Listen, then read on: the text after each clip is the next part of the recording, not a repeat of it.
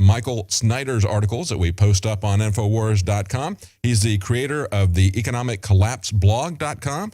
He is not a member of any political party, he points out, or any political organization. He is very pessimistic about what's going on. I should say bearish is probably a better word. He also writes endoftheamericandream.com, thetruthwins.com. There's a positive one for you. Author of 2 books, Beginning of the End and Get Prepared. See, if you're looking at this from a bearish perspective, just like Max Kaiser, we had him on a couple of days ago. He's a bear. He's got that on his social media, his website. He's got a picture of a bear behind his picture.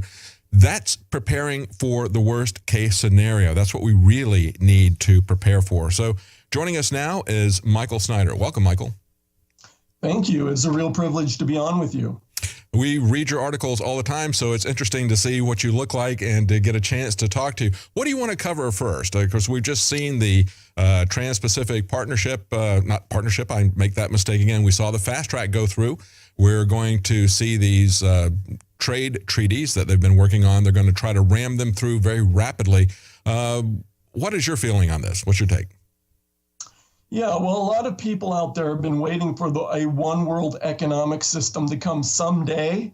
But to me, it's here now, and this is another huge step toward integrating the U.S. economy with the entire globe. In fact, the TPP will cover 40% of the entire GDP of the entire planet. And then the plan is eventually to get China and the EU and everyone else along with it too, to make it a truly global treaty.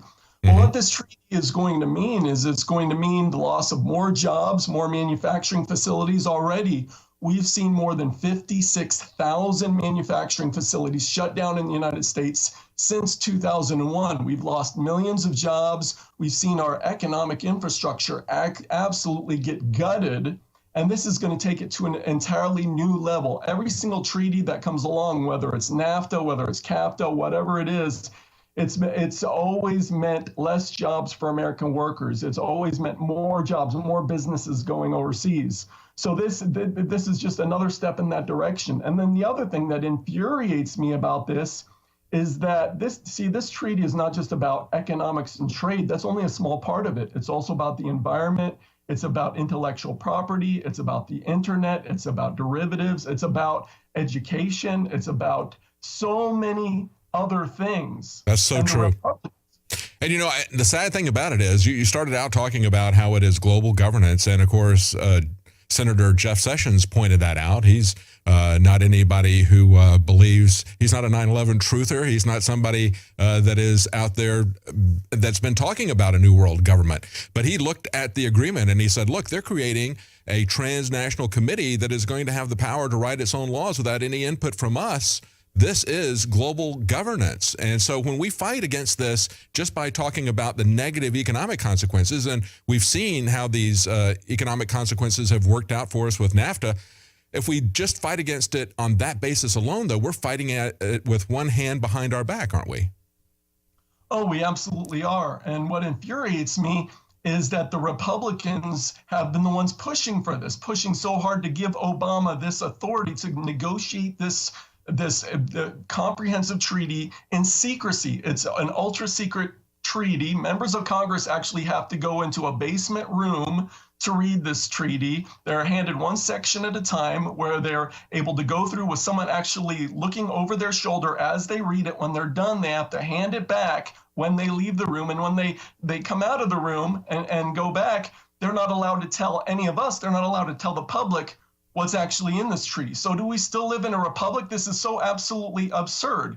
And so what Barack Obama is almost assuredly doing is everything he couldn't get through Congress before, everything that he always wanted to do, he's sticking into this treaty, putting into this treaty. And the Republicans are saying, yeah, let's go ahead and give him this authority to negotiate this super huge treaty, which is going to lock us in. And then this treaty is going to say the only way that it can be changed is with the permission of all the other countries that are parties to the treaty. So it's really insidious. Well, with the permission of that transnational committee, which presumes to represent all those other countries. You know, one of the things that we need to do, I think, Michael, is we need to, the Republicans are signing on to this. In many cases, the rank and file say, well, I support free trade. They need to understand this is not free trade any more than crony capitalism and what we saw happen with the banks. That's not a free market, Okay, so understand this is not free trade by any stretch of the imagination. And they also need to understand, I think you're talking about all these different issues that are already a part of it based on the leaks that we've seen.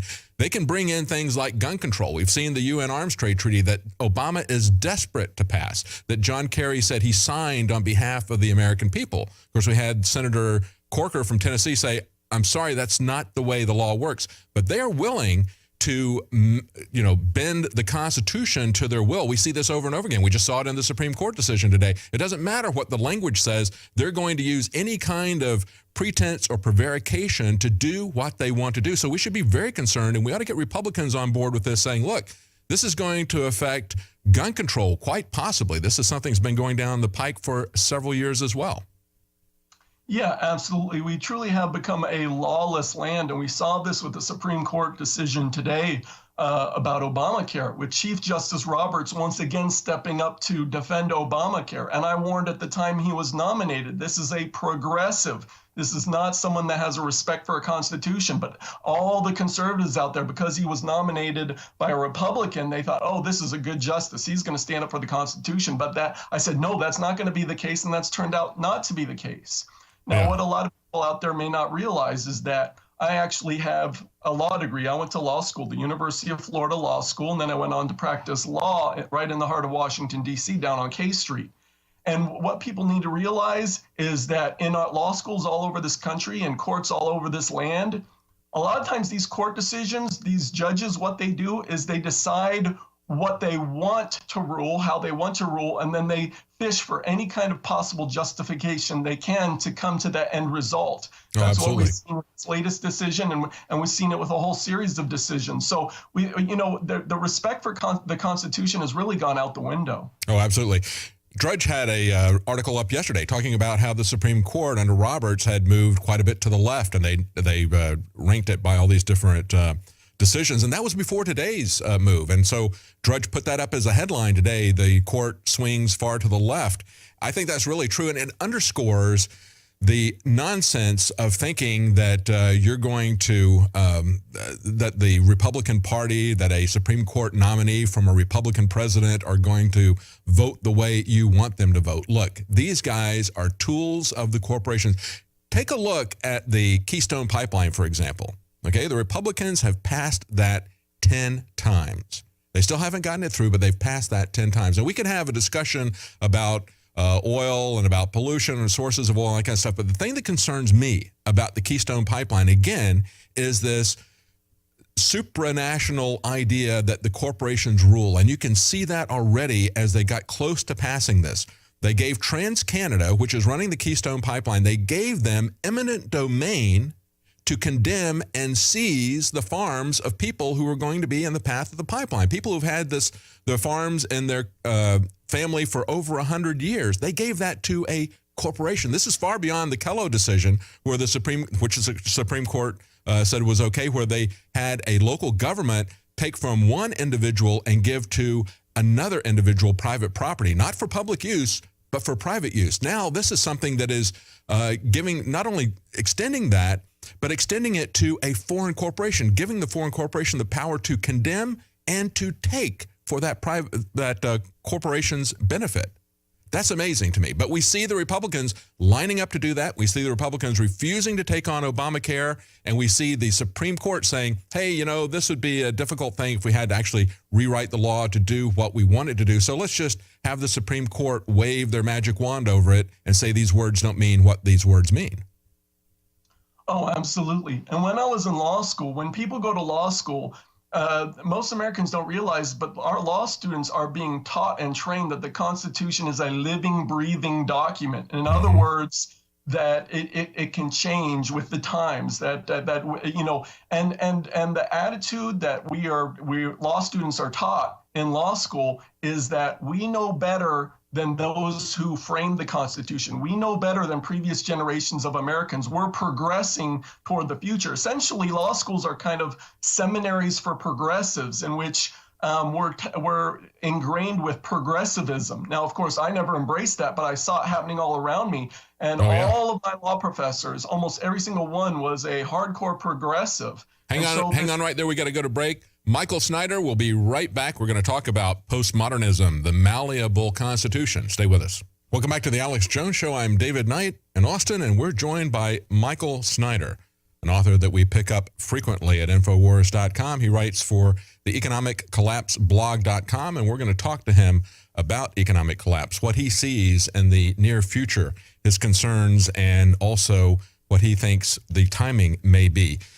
In the last segment, we were talking about the Supreme Court decision that just came out in terms of Obamacare. As Justice Scalia said, let's call it SCOTUS care, because they are essentially writing the laws and moving the words of the law to suit themselves. He said it's not a malleable document, and Michael is a lawyer by training, and he was just talking about how they're training the lawyers in law school now to see the Constitution as a living document. Jeff Sessions is a lawyer. He's a judge, and he looked at the Trans-Pacific Partnership, and he was appalled by the fact that it itself was a living document, something that could be infinitely changed without any due process by any involvement by any of the nations that had signed on to it. It was going to be a transnational committee that was going to be free to change this. Of course, they're going to present it as a complete package to the House and to the Senate. Once it is passed, again, they're not going to be able to make any amendments.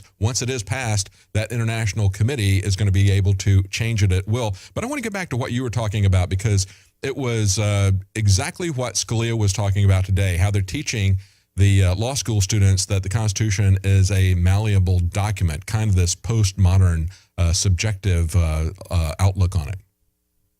Yeah, and if you go to and look at federal court decisions today, sometimes they even go to international law or international standards of morality, they call it, to justify their decisions. They even go outside of the United States. So anything they can reach for and grasp, and they talk about changing public values, changing public opinions. And so I expect to see something similar within the next few days regarding the upcoming decision about gay marriage, which I fully expect to be declared a constitutional right, even though the Constitution says nothing of the sort, no language in there which could possibly be used to justify such a thing. But I fully expect that it will be termed a fundamental right, will be the technical language that will be used. And I fully expect the Supreme Court to make it the law of the land in all 50 states, but the reason they're doing it is because that's the decision they want to come to. Yes. And I believe Justice Roberts will once again side on that.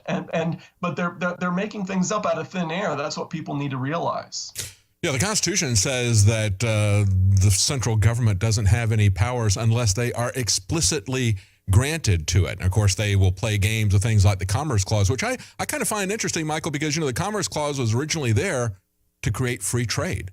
It was originally there to stop the different states from imposing taxes as goods were crossing from, let's say, Texas into Oklahoma. They were going to say, no, Oklahoma is not going to be able to put an import tax on those goods. So they put the Commerce Clause in there to create free trade, and the government has turned that on its head and used it to not only control trade, but to involve themselves in pretty much every aspect of our lives. And of course, that's the kind of prevarications, the kind of lies and perversions that they use. There's absolutely nothing in the Constitution that gives the government, the central government, control over defining marriage. Of course, they don't even have any control over prohibiting drugs. They had to have a constitutional amendment to prohibit alcohol, and then another one to make it legal again. At least in the early 20th century, we had people in Washington who paid respect to the formalities of the law. We no longer have that. If they don't want you to have something, they just say you can't have it. If they want you to buy a product from one of their corporate sponsors, they mandate it.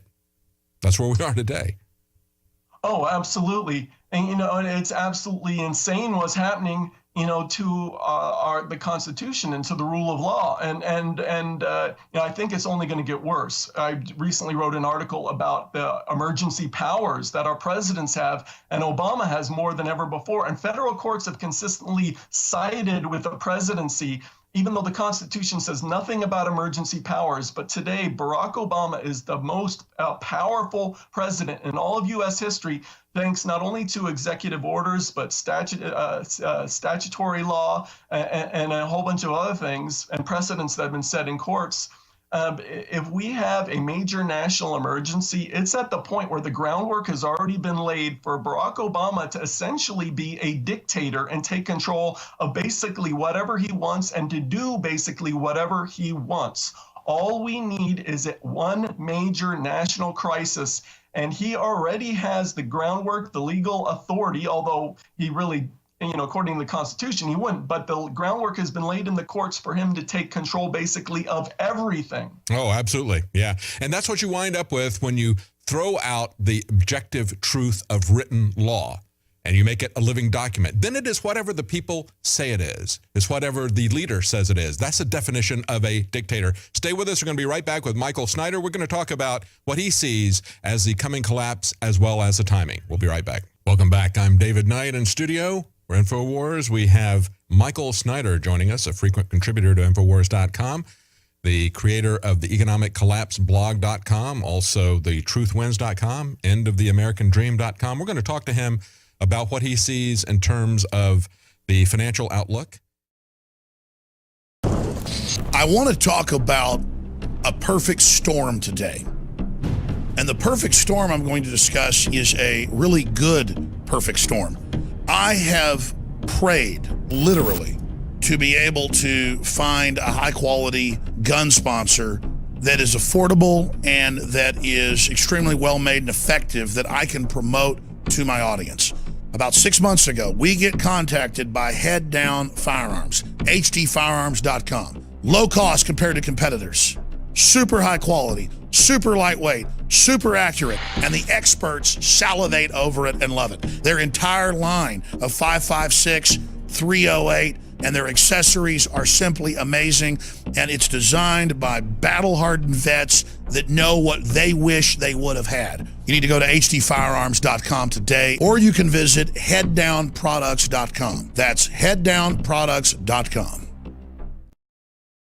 Let's go to Michael Snyder. Michael, you're looking at, you believe that there's going to be an economic collapse soon. You take a bearish outlook on things. You prepare for the future. What do you see coming, and when do you see it coming?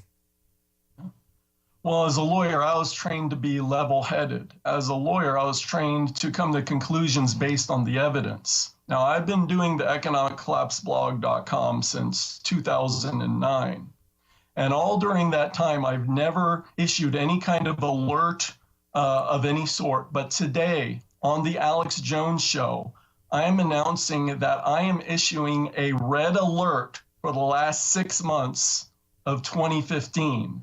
I believe that a financial collapse, similar to what we saw back in 2008, a global financial collapse is imminent. And when I say imminent, I'm not saying in the next 48 hours. What I'm saying is within the next 6 months, I believe we are entering a danger zone similar to what we entered in 2008. I believe that we are looking at one of the greatest financial bubbles in all of history, and I believe it's about to burst.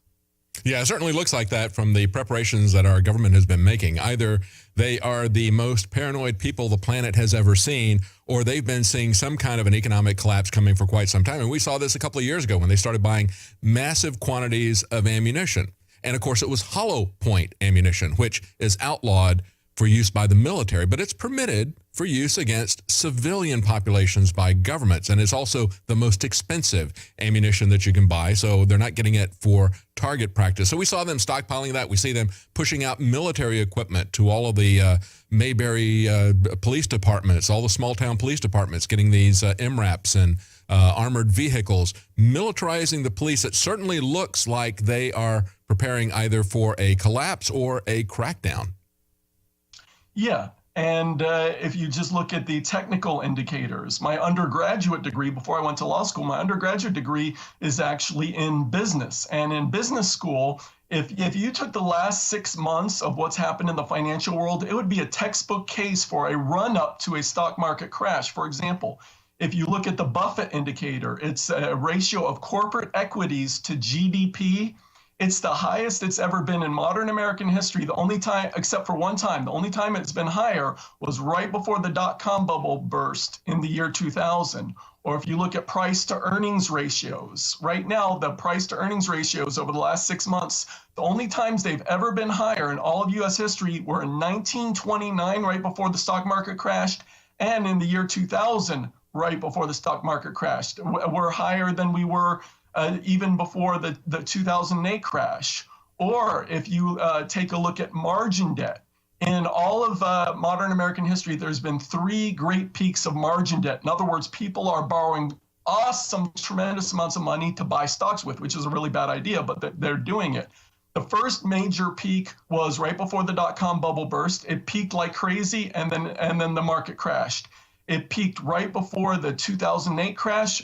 We saw a massive peak in margin debt, then the market crashed. And now the third great peak, in fact, it recently hit a brand new record high. We're also seeing a great divergence between the S&P 500 and high yield credit or high yield bonds. This is something we saw in the run up to 2008 crash, where usually junk bonds and the stock market, they track each other very closely. But then leading up to 2008, we saw them start to diverge. The stock market kept going up while the junk bonds started to fall ahead of the crash. And so that's happening again. And we're seeing so many other of these indicators, just like we saw in 2008, where we've had an oil price crash.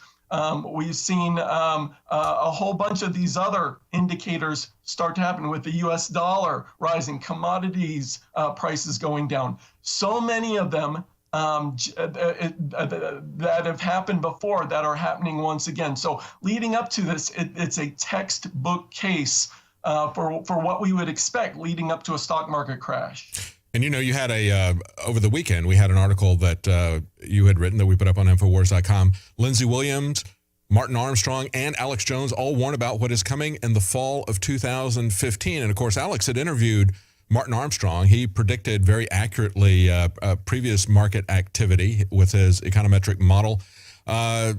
We had that video, and when you look at what's happening, when you look at all the different indicators that you're looking at, and even the broader, simpler indicators of the fact that they keep pumping money into the world economy and it isn't doing anything. It's just laying there dead. They can't take the interest rates any lower to stimulate the economy. They're talking about negative interest rates. They're talking about currency controls. They're getting very desperate. We see this happening across the board. People who don't own stocks need to understand that if you even have any money that's going to get locked up if we have an economic collapse like this, they're already putting the pieces into place to lock up your cash, to confiscate your cash out of your bank account. That's what people are afraid of in Greece. That's why they pulled out over 4 billion euros in just 1 week in Greece, because they thought that was going to happen this last week. We still don't know what's going to happen in Greece.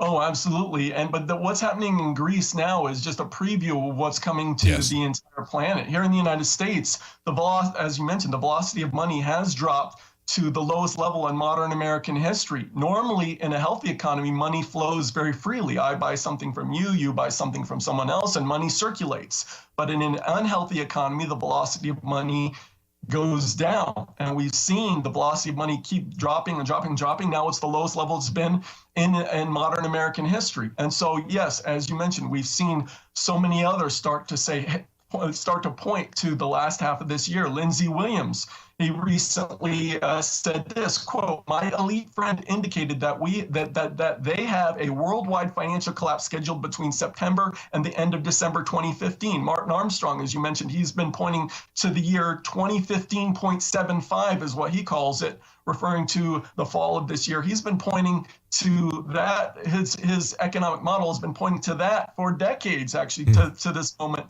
that's coming up. Alex Jones recently issued a video warning, which went viral all over the world, warning about what's coming next. Bible prophecy expert Joel Rosenberg, he recently issued a warning in which he said, quote, "Something is coming. I don't know what, but we all must be ready in every possible way." So it's not just me that's pointing to what's ahead. But all over the internet, prominent voices are speaking out. Things I've been told publicly, things I've been told privately that I can't share at this time. What I'm basing this red alert, I've never done this before, but I'm issuing this red alert not based on what one or two people are saying, not on one or two indicators, but on the totality of what I've learned, the totality of my research, what I've been told. I've written more than 1,300 articles on the Economic Collapse blog alone about the coming financial crisis. But I've decided this is the moment to warn the people that a financial crisis is imminent, that it's coming, and it's not going to, our problems are not going to end at the end of 2015. This is going to lead into 2016 and beyond. I believe the worst period of time in modern American history is coming. As the next few years roll along. And so, I know a lot of people, they've gotten complacent. They don't have a sense of urgency. A lot of preppers, they used to prep, but they say, oh, well, things seem like they're going to be okay, so I'm not going to do that anymore. You get lured into this kind of complacency, don't you? Yeah. Oh, absolutely. It's a normalcy bias where people think, well, nothing has happened, so nothing is going to happen. But I'm telling you, we're heading for a cliff and we're about to go off. You talked about all these different indications. You talked about how Martin Armstrong's been talking about 2015, 0.75, in other words, the last quarter of 2015 for a long time. One of the first reports I did when I came to InfoWars was about a book called The Fourth Turning of Strauss and Howe. I don't know if you've heard of them or not, but of course they have a cyclical interpretation of history, and they take it back to the 1600s and going through American and English history, looking at this generational cycle. There's like 4 generations, and like every year, 80 years, they see a massive upheaval, a massive change. They were saying 20 years ago that they were looking at a time frame that was around 2020 for a massive upheaval similar to the Civil War, similar to World War II, similar to the War of Independence. So, they're looking at this type of upheaval. And at the same time, we've been hearing from all these futurists about 2020. 2020 is the year that all the robots are going to be online. We aren't going to have any jobs. I mean, we've seen all of these different projections from so many different corners looking at the time period from about 2015 to 2025, where we're going to see this massive upheaval, massive revolution. So this is coming from a lot of different quarters. Yeah, I even wrote an entire article about economic cycle theories. It's just not a couple of these. There's about 6 of these major theories, which all point to the period between 2015 and 2020 as a period of extreme upheaval, economic collapse, terrible times. So it's funny how all these theories from actually a secular point of view are pointing to this. And then on the alternative end, this time period also corresponds with some things that people are pointing to spiritually. For example, we've got the end of the Shemitah cycle. Many of your listeners are probably familiar with this, the 7-year biblical cycle, which comes every 7 years. And the funny thing is, at the end of the last 2 Shemitah cycles, September 17th, 2001, was the last day of a Shemitah cycle, the 7-year biblical cycle. On the very last day, Elul 29 on the biblical calendar, the day right before Rosh Hashanah, we saw the greatest one-day stock market crash in all of U.S. history up until that time. And that record held for exactly 7 years until 7 years later, September 29th, 2008. Once again, Elul 29 on the biblical calendar, the day right before Rosh Hashanah. The Dow fell by 777 points. Once again, the greatest stock market crash in all of U.S. history up until that time. Now we're in a new Shemitah cycle. It began last fall. It ends on September 13th, 2015. Now that's a Sunday, so the stock market's not going to crash on that day. But we're coming up to the end of another one of these cycles. So many people are wondering what's going to happen. That's very interesting. You had when you start talking about cycles and signs, I thought it was very interesting, this article that you had just yesterday. Why is NASA working on a way to destroy asteroids using nuclear weapons. They're working with the National Nuclear Security Administration. I'd never even heard of that, Michael. They're working on a way straight out of the movies, as you pointed out, Armageddon and these other movies from 10, 20 years ago, where they would send a crew up to put nuclear explosives on an asteroid that was headed towards the Earth. Apparently, they're working on this now. This is reported by wasn't it the New York Times that reported this? Yeah, the New York Times reported how NASA is teaming up with the National Nuclear Security Administration to figure out a way to use nuclear weapons against asteroids. Well, immediately I had flashbacks to Deep Impact and Armageddon, a couple movies I loved back in the 1990s. Yeah. But this seems very, very strange to me because just a couple weeks ago, NASA came out and said they held a whole deal where they came out and publicly announced, quote, "No asteroid or comet is currently on a collision course with Earth." And they also said, quote, "No large object is likely to strike the Earth anytime in the next several hundred years."